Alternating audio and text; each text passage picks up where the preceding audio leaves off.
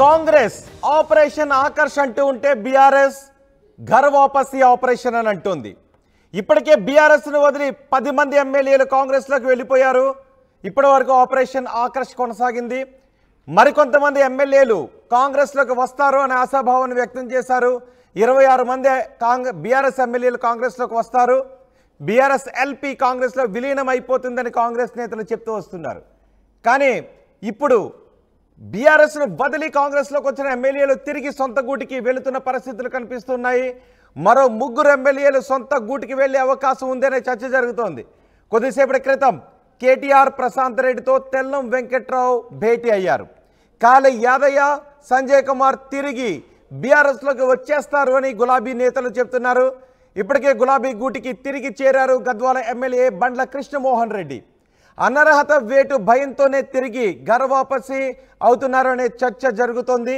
మా ప్రతినిధి మధుతో మాట్లాడదాం. అయితే తెలంగాణ ప్రజలుగా మీరేమనుకుంటున్నారు? బీఆర్ఎస్ ఎమ్మెల్యేలు కాంగ్రెస్లోకి వెళ్ళడాన్ని, తిరిగి మళ్ళీ కాంగ్రెస్ నుంచి బీఆర్ఎస్లోకి రావడాన్ని, ఈ పరిణామాన్ని మీరు ఎలా చూస్తున్నారు? మీ అభిప్రాయం ఏంటి? కామెంట్ బాక్స్లో తెలియచేయండి. నేను మా ప్రతినిధి మధు దగ్గర నుంచి సమాచారం తీసుకుంటాను. మధు, ఎంతమంది బీఆర్ఎస్ నేతలు తిరిగి మళ్ళీ కాంగ్రెస్ను వదిలి బీఆర్ఎస్ గూట్లోకి వచ్చే అవకాశం ఉంది? ఎందుకు ఈ ప్రక్రియ జరుగుతుందని అనుకుంటున్నారు? ఎగ్జాక్ట్లీ, నిజంగానే ఈరోజు ఒకవైపు ఆ రైతు రుణమాఫీకి సంబంధించినటువంటి 2వ దఫా నిధుల విడుదలకు సంబంధించి ముఖ్యమంత్రి సభలో ఉండగానే ఇటువైపు అదే కార్యక్రమం అసెంబ్లీ ప్రాంగణంలోనే ఉన్నటువంటి కార్యక్రమం సభలో ఆయన ఉంటే పక్కనే బీఆర్ఎస్ ఎల్పీకి సంబంధించినటువంటి శాసనసభ కార్యాలయంలో అక్కడ ఉన్నటువంటి కార్యాలయంలో కేసీఆర్ కేటాయించినటువంటి గదిలోకి బండ్ల కృష్ణమోహన్ రెడ్డి వచ్చారు. గద్వాల్ ఎమ్మెల్యే రీసెంట్గానే ఆయన బీఆర్ఎస్ నుంచి కాంగ్రెస్లోకి వెళ్ళారు. రేవంత్ రెడ్డి సమక్షంలో పార్టీ కండువా కప్పుకున్నారు. అక్కడ స్థానికంగా ఉన్నటువంటి కాంగ్రెస్ నాయకులు గద్వాలలో వ్యతిరేకించినప్పటికీ వారందరినీ బుజ్జగించి ముఖ్యమంత్రి Gadwal MLA BRS MLA Gadwal సంబంధించిన బండ్ల కృష్ణమోహన్ రెడ్డి మెడలో కండువా వేశారు. సో అదంతా సమసిపోయింది. ఆయన పార్టీ మారారనేటువంటిది పూర్తిగా చర్చ జరిగింది. ఆయనతో మొత్తం 10 మంది ఎమ్మెల్యేలు పార్టీ కండువా కప్పుకున్నారు. బీఆర్ఎస్ నుంచి వెళ్ళి కాంగ్రెస్ కండువా కప్పుకున్నటువంటి వాళ్ళు. సో కృష్ణమోహన్ రెడ్డికి ఏమైందో తెలియదు, ఒక్కసారిగా యూటర్న్ తీసుకున్నారు, రిటర్న్ వచ్చారు, కేటీఆర్తో భేటీ అయ్యారు సభలో. ఆయన నేను బీఆర్ఎస్తో పాటే ఉంటాను, ఖచ్చితంగా బీఆర్ఎస్తో పాటే కొనసాగుతానని చెప్పడంతో మీరు మాజీ ముఖ్యమంత్రి కేసీఆర్ను కలవండి అంటూ ఆయనకు కేటీఆర్ పురమాయించారు. ఆయన నేరుగా శాసన సభ నుంచి కారేసుకొని డైరెక్ట్గా గజ్వేల్ ఫామ్ హౌస్కి బయలుదేరి వెళ్ళినట్టుగా సమాచారం అందుతా ఉంది. ఆయన అటు వెళ్తా ఉన్నారు. అంతా అక్కడ కేసీఆర్తో మాట్లాడిన తర్వాత పూర్తి క్లారిటీ రానుంది. సో అది ఒకవైపు ఉండగానే భద్రాచలం నుంచి గెలిచినటువంటి ఎమ్మెల్యే తెల్లం వెంకట్రావు కూడా సేమ్ బీఆర్ఎస్ పార్టీ సంబంధించినటువంటి కేటాయించినటువంటి గదిలోకి కేసీఆర్ కేంచిన గదిలోకి వచ్చారు.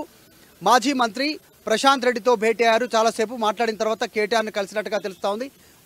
ఆయన తిరిగి సొంత గూటికి రావడానికి సిద్ధంగా ఉన్నట్టుగా తెలుస్తూ ఉంది. ఈయనతో పాటు ఇంకా 2 పేర్లు, ఇప్పుడు తెల్లం వెంకట్రావుతో పాటు మరొక 2 పేర్లు కూడా వినిపిస్తూ ఉన్నాయి. కాళే యాదయ్య చేవేళ్ల నుంచి గెలిచారు. ఆయన తిరిగి మళ్ళీ సొంత గూటికి అంటే బీఆర్ఎస్ గూటికి రావడానికి సిద్ధంగా ఉన్నట్టు ప్రచారం జరుగుతూ ఉంది. ఆయన బీఆర్ఎస్ పార్టీకి సంబంధించిన నాయకులతో మాట్లాడుతూ ఉన్నట్టుగా తెలుస్తూ ఉంది. తర్వాత జగిత్యాల నుంచి రీసెంట్గా చాలా వివాదాల తర్వాత పార్టీలకు సంబంధించి అటు ఆయన బీఆర్ఎస్ నుంచి కాంగ్రెస్ పార్టీ కండువా కప్పుకున్నారు. డాక్టర్ సంజయ్ బీఆర్ఎస్ పార్టీ ఎమ్మెల్యేనే ఆయన కూడా, కాకపోతే కాంగ్రెస్ పార్టీలోకి వెళ్ళారు. ఆయన రావడాన్ని, ఆయనను చేర్చుకోవడాన్ని జీవన్ రెడ్డి అక్కడ ఉన్నటువంటి ప్రస్తుత ఎమ్మెల్సీ కాంగ్రెస్ పార్టీ సీనియర్ నాయకుడు వ్యతిరేకించారు. అలిగారు, నాకు చెప్పకుండా ఎలా జాయిన్ చేసుకుంటారని చాలా పెద్ద ఎత్తున చర్చ జరిగింది. జీవన్ రెడ్డిని ఢిల్లీ పిలిపించి బుజ్జగించారు. సో ఎంత కార్యక్రమాల తర్వాత డాక్టర్ సంజయ్ తిరిగి మళ్ళీ ఆయన బీఆర్ఎస్లోకి వస్తున్నారనేటువంటి ప్రచారం ఊపందుకుంది. దీనికంతా కారణం ఈరోజు బండ్ల కృష్ణమోహన్ రెడ్డి తిరిగి బీఆర్ఎస్లోతే కొనసాగుతాను, నేను బీఆర్ఎస్లోనే ఉంటాను అనేటువంటిది స్పష్టతనివ్వడంతో ఇదంతా తెరపైకి వస్తూ ఉన్నటువంటి సిచ్యువేషన్. ఒకటి ప్రధానంగా 2-3 రీజన్స్ కనిపిస్తూ ఉన్నాయి. ఈరోజు హైకోర్టులో ఆల్రెడీ కేసు ఫైల్, అటు బీఆర్ఎస్ పార్టీ తరఫున కేసు నడుస్తూ ఉంది. అనర్హత వేటు వేయడానికి ఎవరైతే పార్టీ మారారో ఎమ్మెల్యేలు దానం నాగేందర్, తెల్లం వెంకట్రావు, కడియం శ్రీహరి వీరిపైన హైకోర్టుకు వెళ్లారు. ఇప్పటికే దానం నాగేందర్కి సంబంధించిన అంశంలో హైకోర్టు ఒక నోటీసు పంపింది రాష్ట్ర శాసనసభ స్పీకర్కి. వారిపైన అనర్హత వేటుకు సంబంధించిన విషయంపైన చర్యలు తీసుకోవాలని, ఎందుకంటే 90 రోజులు అయిపోయింది, ఇప్పటికైనా నిర్ణయం తీసుకోవాలని సో ఇక్కడ నిర్ణయం స్పీకర్ పెండింగ్ లో పెట్టడంతో సుప్రీంకోర్టును ఆశ్రయించడానికి బీఆర్ఎస్ పార్టీ లీగల్ టీం సిద్ధమైంది. సో ఖచ్చితంగా బై ఎలక్షన్స్ వచ్చే అవకాశం ఉందనేటువంటి చర్చ చాలా ఒకవైపు ఉంది. బీఆర్ఎస్ పార్టీ శ్రేణులు కూడా చాలా కాన్ఫిడెంట్ గా ఉన్నాయి. మహారాష్ట్ర తర్వాత కర్ణాటకకు సంబంధించినటువంటి ఈ అనర్హతకు సంబంధించినటువంటి ఏ రకంగా కొట్లాడారు పార్టీలు మారిన ఎమ్మెల్యేపైన వారిపైన అనర్హత వేడి పడుతుందేమోనే భయంతోనే అనర్హత వేడి పడుతుందేమోనే భయంతోనే బ్యాక్ వస్తూ ఉన్నారా? ఇంతకుముందు బీఆర్ఎస్ నేతలు కూడా కొన్ని మాటలు చెప్పారు. ఎవరైతే పార్టీని బదిలీ వెళ్ళిపోతారో వాళ్ళకి ఎట్టి పరిస్థితుల్లో ఇక నో ఎంట్రీ అని అన్నారు.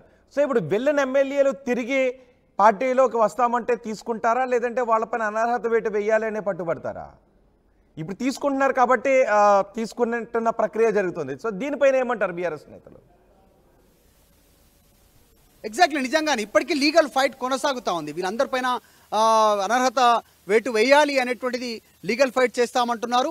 ఇప్పటికే స్పీకర్ అపాయింట్మెంట్ కోరారు. లేదు స్పీకర్ స్పందించకుండా హైకోర్టును ఆశ్రయించారు.